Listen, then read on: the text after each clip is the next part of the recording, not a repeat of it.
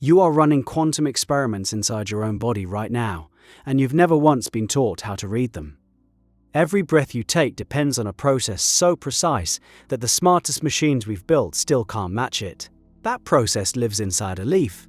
And once you understand what a leaf is doing, you'll start to suspect that your own awareness runs on the very same hidden law. Here's where it begins. Sunlight hits a leaf. A particle of light, a photon, lands on a single molecule deep inside a plant cell. From there, that captured energy has to travel to a tiny reaction center, where it gets converted into the fuel of life. Simple enough, you might think. The energy just moves from point A to point B. But the path is a maze, dozens of molecules, packed together with countless possible routes the energy could take. Most of those routes are dead ends. If the energy wandered randomly, bouncing around like a lost tourist, it would lose most of its power as heat before it ever arrived. And yet, photosynthesis is almost perfectly efficient. Nearly every photon that gets absorbed reaches its destination. How does the energy find the one perfect path through the maze, every single time, without searching? For decades, that question sat quietly in textbooks, unanswered. Then the physicists arrived with their lasers. In a now famous set of experiments, researchers cooled photosynthetic structures down and fired ultra-fast pulses of light through them. What they saw didn't belong in a biology class. The energy was traveling every possible route at once, as a single coherent wave, sampling the entire maze simultaneously before settling on the most efficient path. Scientists call this quantum coherence. In plain terms, the plant cheats the maze by being everywhere inside it at the same moment. Sit with that for a second. The warm, wet, messy inside of a living leaf is performing a feat that human engineers can only reproduce in laboratories chilled to near absolute zero. Life figured it out first. Life figured it out billions of years ago, quietly in every blade of grass you've ever stepped on. And this is the part that should make the hair on your arms move. We were told quantum effects were fragile, that they only survive in extreme cold, in perfect isolation, far from the heat and noise of ordinary existence. A living cell is the opposite of that. It's hot, crowded, vibrating with chaos. By every old assumption, coherence should collapse there in an instant. It holds anyway, so either the rules were wrong, or life learnt to bend them. The deeper researchers looked, the stranger it got. Those random vibrations in the cell, the very noise that should destroy the delicate quantum wave, seem to help it instead. The molecular jostling acts almost like a tuning fork, keeping the energy from getting trapped in dead ends, nudging it toward the exit. The chaos is part of the engine. And the leaf isn't alone. Consider the robin that crosses an entire continent each year and lands within meters of where it was born. For a long time, how it navigated was a mystery. The leading explanation now points to the same quantum strangeness. Light striking a molecule in the bird's eye appears to create a delicate paired state sensitive enough to read the faint tilt of the planet's magnetic field. A living creature using coherence as a compass. The same trick, wearing different feathers. Once you start seeing it, you find life leaning on this principle. Wherever the stakes are highest, wherever ordinary chemistry simply wouldn't be good enough. So a pattern emerges. When life needs precision beyond what randomness can deliver, it reaches for coherence. It reaches for the state where many become one. Now pause, because you came here for more than plant biology. You came because something in you suspects this point somewhere closer to home. Let me ask you this. What is the one organ in your body that burns the most energy, that hums with electrical and chemical activity every waking second, that somehow binds millions of separate signals into a single unified experience of being you? Your brain. And the brain faces a puzzle that looks suspiciously familiar. Right now, light is hitting your eyes, sound is reaching your ears, sensations are rising from your skin, memories are surfacing, thoughts are forming. These signals arrive at different speeds, in different regions, along different paths. Yet you experience one seamless moment, one unified now.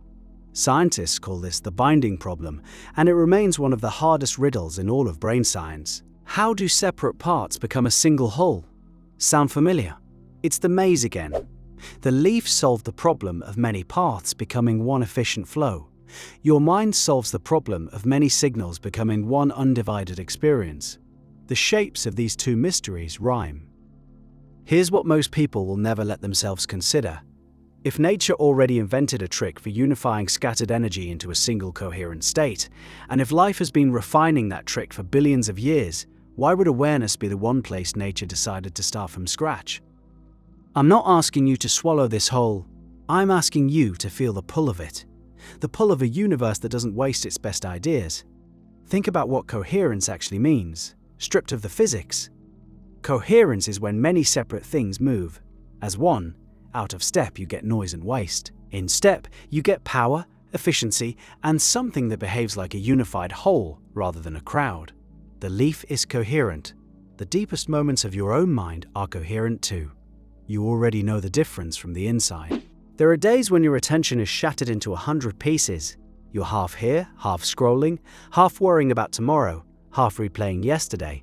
Energy pours in and almost none of it reaches its destination.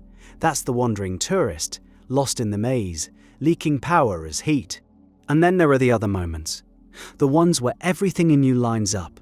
When you're so absorbed in something that the clock disappears and effort feels effortless. When a decision arrives whole, with no argument, and you simply know. In those moments, you stop searching the maze. You become the whole maze at once, and the right path lights up the instant you stop fragmenting yourself. This is the practice hiding inside the science.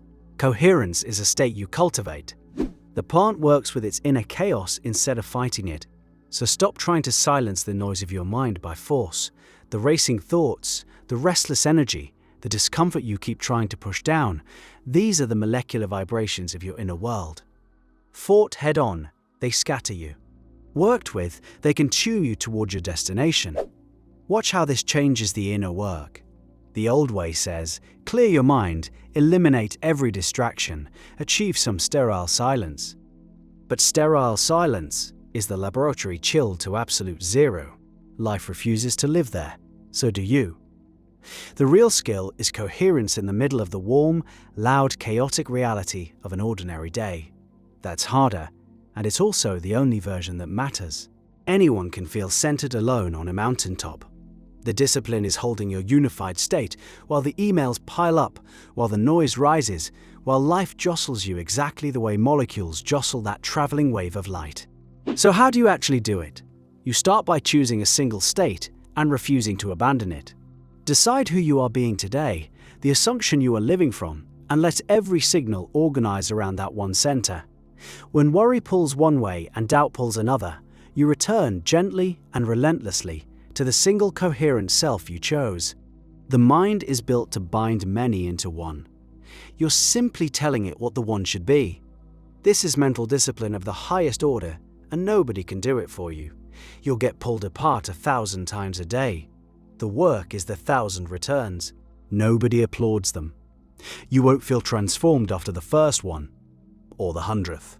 The shift is cumulative, the way a single coherent wave only becomes power because it stayed in step long enough to arrive.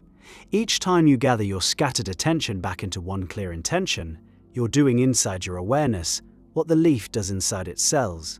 You're choosing coherence over chaos. You're choosing to be the wave instead of the lost wanderer. And the deeper you go, the more a quiet possibility starts to glow. If consciousness really does ride on the same principle that powers every living thing, then your inner state was never trivial. The coherence you hold, or fail to hold, runs deeper than mood. It's the fundamental operating mode of a self. Scatter yourself, and your energy leaks away as heat and friction and wasted days. Unify yourself, and the same energy becomes power moving cleanly toward its aim. You are a field of energy choosing in every moment between fragmentation and coherence, between the maze that drains you and the wave that carries you home. The leaf has been teaching this lesson in silence since long before there were eyes to read it.